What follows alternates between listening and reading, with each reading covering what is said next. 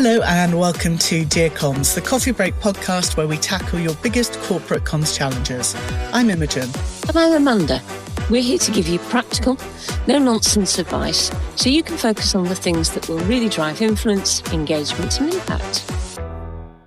Today we have a guest with us on the podcast, Amanda. We are joined by journalist, author and decision coach, Nell Wulfhart. Welcome, Nell. Thanks. So excited to be here.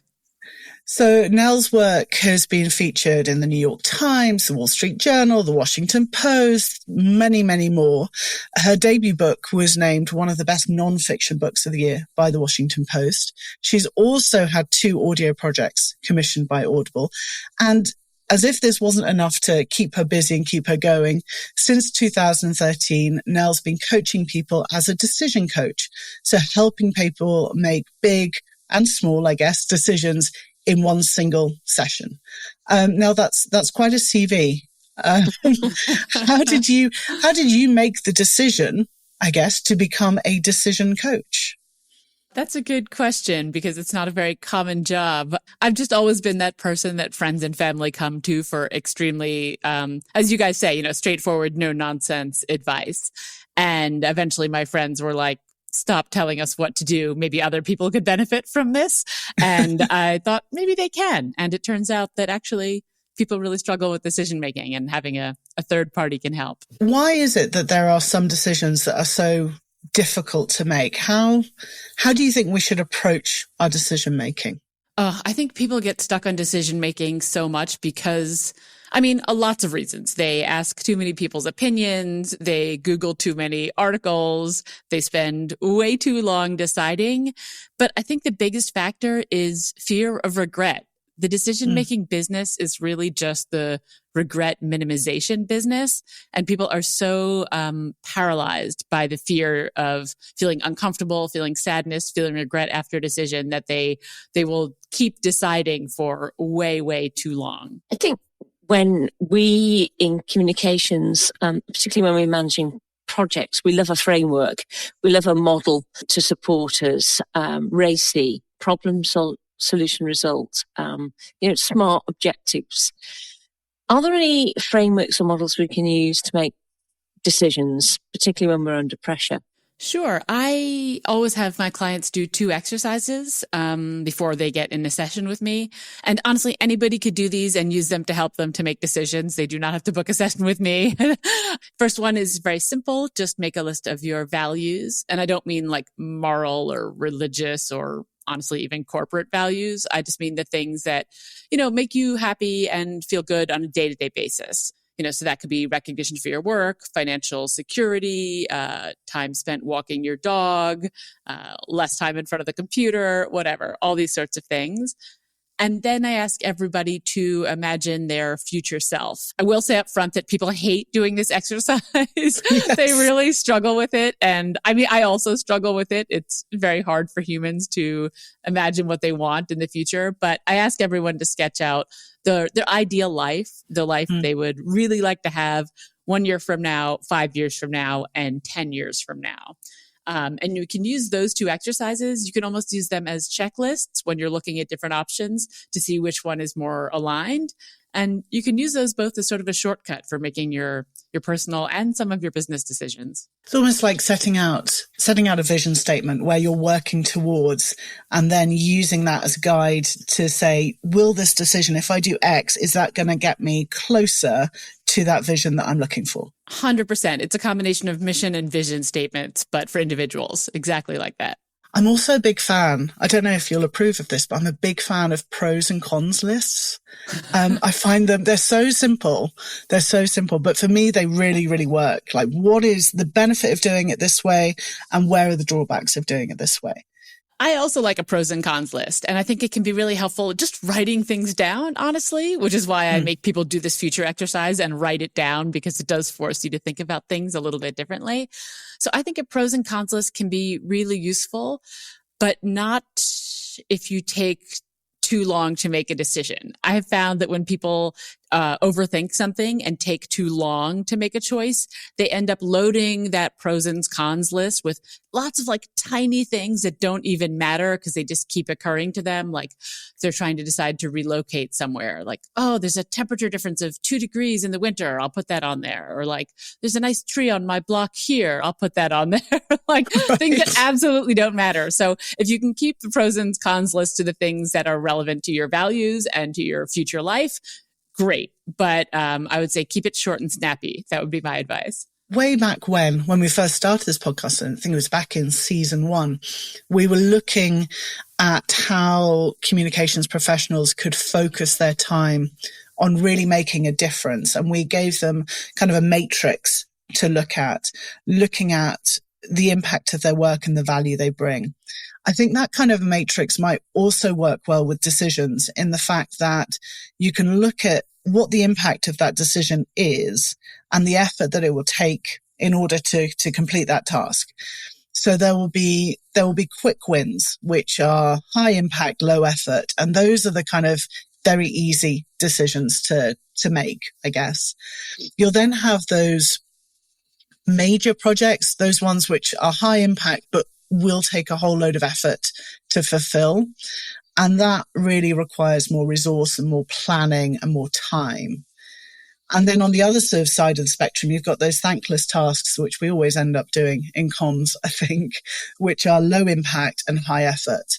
And that should be an easy indicator that you should make a decision to say no.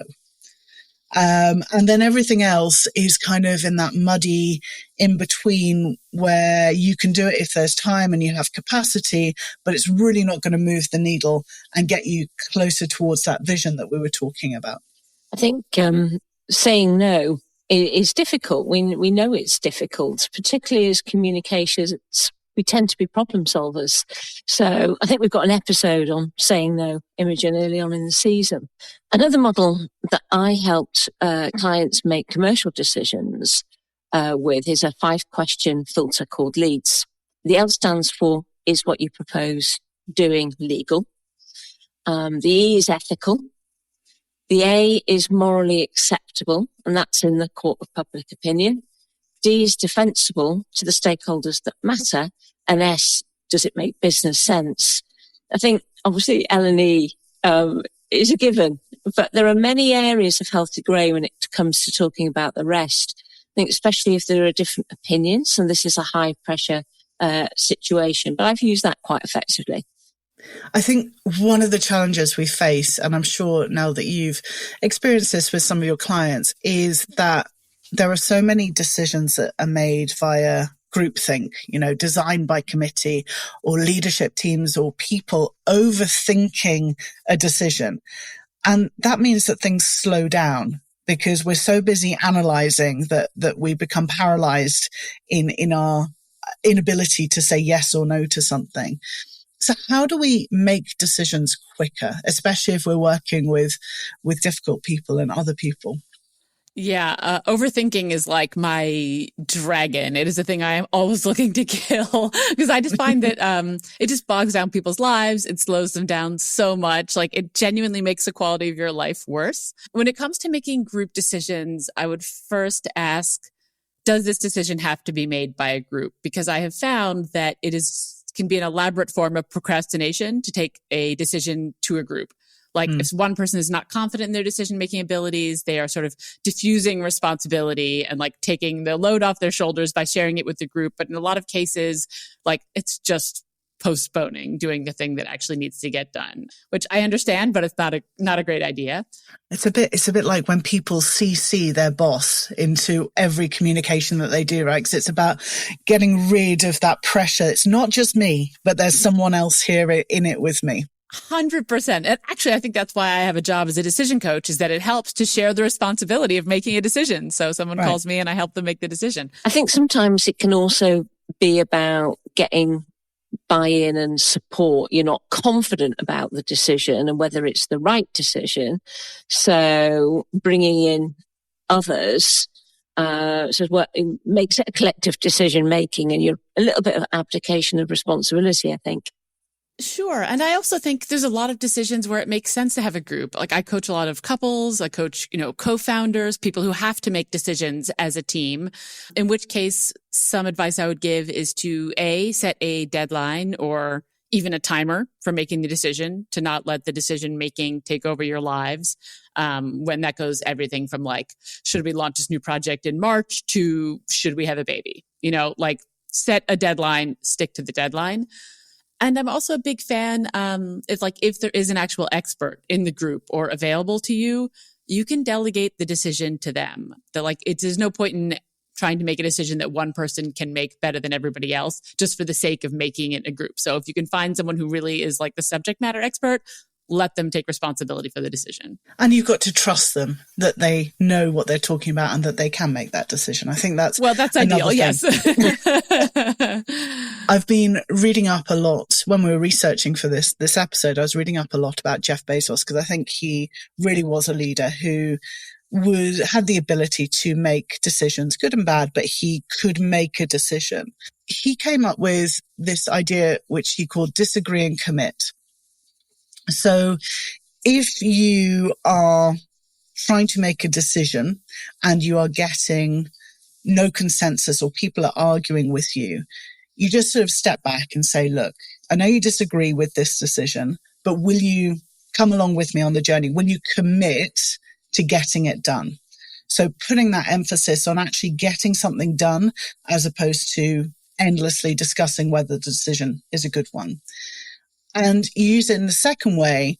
If you have a problem with that decision or you're not sure that this is the right way to go, you think people are missing the point, then you have to say to yourself, is it worth me disagreeing? Is it worth me continuing to beat the door down?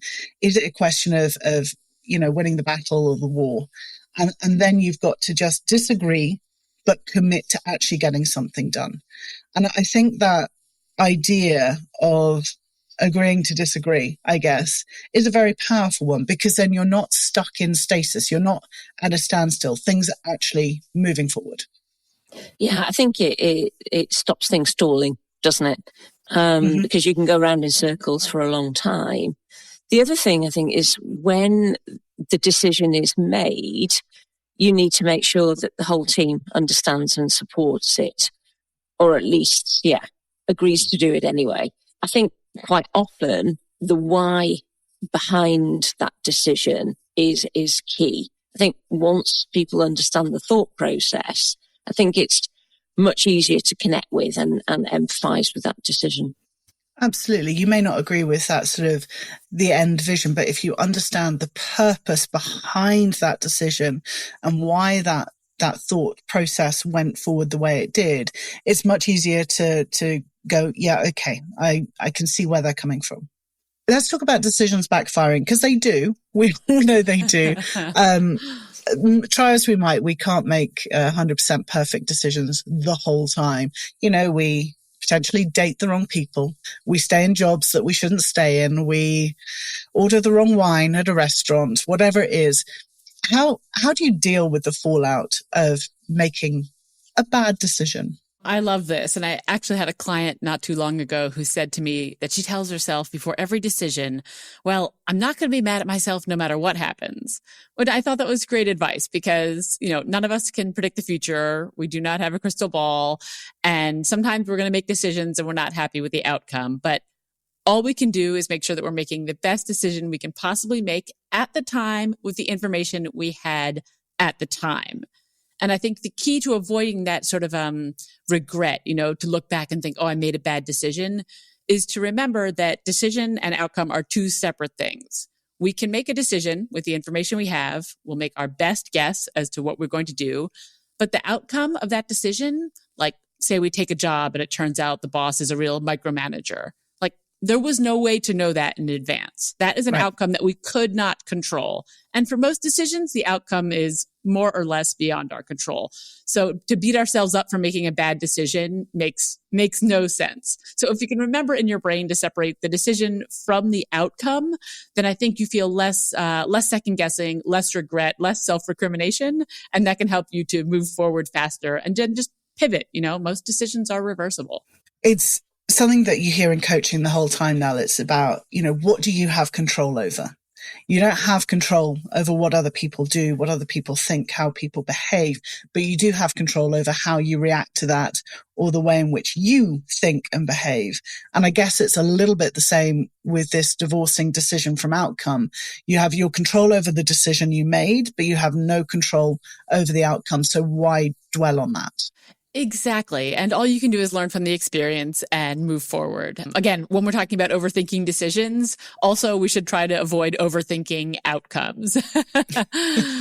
So talking about outcomes, have you ever made a good decision which led to a result that you didn't expect or was different to what you were hoping? I guess, what did you learn?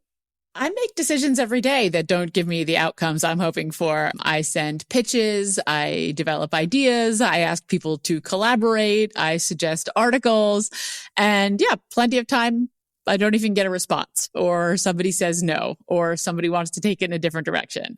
For me, the most important thing, and the way I would give credit to any success I have had in my career so far, is not from, again, the outcome of those actions. It's from making the decision incredibly quickly and taking action immediately. So I send out pitches for things all the time, for projects and ideas. Most of the time, people aren't interested. Some of the time, they are. But if I had not taken that quick action, made that fast decision, and moved forward with it, I would be sitting here with absolutely nothing. In fact, I wouldn't be on this podcast right now. So if you were to leave our listeners with one piece of advice on decision making, would that be it? Would it be that doing something trumps doing nothing? That and about 3,000 other pieces of decision-making advice I've picked up over the years. But I would also say that more people regret taking too long to make decisions in their lives than they regret making a too hasty decision once in a while. And the amount of time and energy and brain space that you will get back from speeding up your decision-making is just going to make your life so much better. And I can tell you that the quality of your decisions is not correlated to the amount of time you spend making them. So I would say if you can cut your decision-making time, let's say in half for every decision that you make, the quality of your decisions will be just as good, and you will have all that extra time and energy to do whatever you want with. And that's great advice because, when we're working with communications professionals, they don't have a lot of time, and getting time back is really important. And Imogen and I talk about this a lot, but sometimes, clarity and confidence can beat perfection. Sometimes it's just not going to be 100%. I mean, clarity and confidence over perfection every single time, Amanda, is what I would say. Just speed is everything. Mm-hmm. Don't let perfect get in the way of good enough, right? Yeah. Exactly. Yeah. Well, thank you so much for joining us, Nell. If anyone listening has a decision that they need help on, how can they get in touch with you and how can you help them? You can find me at decisioncoach.com, where you can sign up for my biweekly newsletter. I'm also on LinkedIn, and you can find the Decision Coach podcast wherever you get your podcasts. So we'll also drop things in the show notes. All the links will be there for you. And if you've got a topic you want us to explore on a future episode, ping it our way. And why not make the simple decision now to like, comment, and share this episode? So until the next time. Goodbye. Bye.